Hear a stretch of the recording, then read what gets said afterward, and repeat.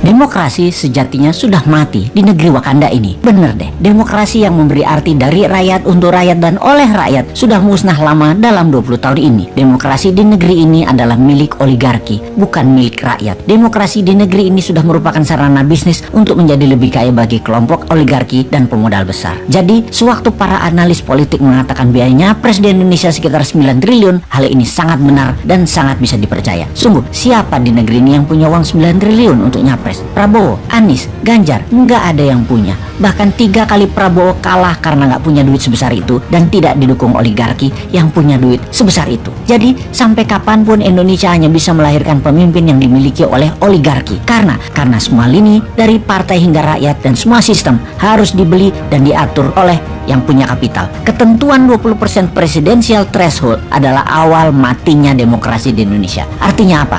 Untuk mencapai ketentuan 20% saja harus merangkul partai lain, dan untuk merangkul ini tidak cuma-cuma, harus bayar mahar. Setelah dapat threshold 20%, apakah sudah cukup? Ya hanya cukup untuk mendaftar ke KPU saja. Perjalanan masih panjang fulus keluar setelah mendaftar dari KPU tersebut. Kita hitung berapa biaya itu. Bervariasi di partai kelas menengah dan atas, paling murah 1 triliun. Di kelas menengah partai minta antara 400 sampai 500 miliar. Plus ada tambahan beberapa kursi kementerian dan jabatan berpotensi menghasil cuan lainnya mereka minta. Bisa dibayangkan dari mana calon capres untuk bisa membiayai mahar partai kalau tidak mencari pemodal. Di sini Indonesia akan selamanya dikungkung oleh oligarki jika ketentuan presidensial threshold tidak 0%. Dengan ketentuan 0%, siapapun bisa maju tanpa harus tergantung dukungan partai. Dan ini bukan yang dimaui politikus yang menunggu bayaran oligarki. Setelah mempunyai perahu partai, maka tugas penting berikutnya adalah mengamankan suara. Harus punya banyak saksi, harus punya banyak duit untuk membayar uang operasional para saksi,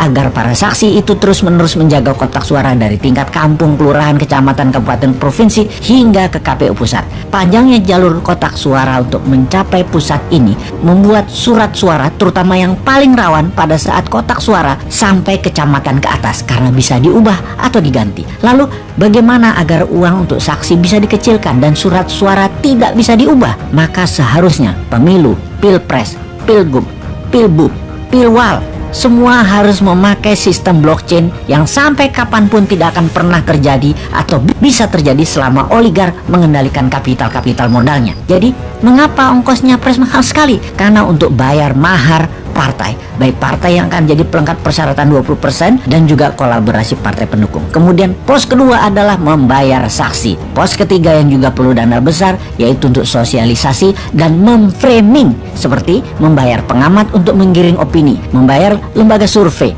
membayar iklan terutama iklan TV, membayar konsultan politik, membayar buzzer, mencetak kaos dan berbagai atribut baliho, bendera dan lain sebagainya, serta biaya-biaya posko. Di pos berikutnya yang perlu dana besar untuk membeli suara rakyat adalah di pedesaan. Satu suara itu sekitar 30 sampai 100 ribu rupiah per kepala, dan ini ada bandarnya. Biasanya sang bandar akan menghitung suara di mana yang bisa dan mudah serta murah untuk mereka beli. Sekarang di tahun 2024, siapa capres yang punya 9T? Satu pun nggak ada. Sekali lagi, yang punya duit triliunan itu hanya oligarki. Bayangkan, satu oligarki bisa modali antara 2 sampai 3 triliun selama nantinya kebijakan pemerintahannya akan menguntungkan mereka, yaitu balik modal plus laba. Ya bayar 9T itu.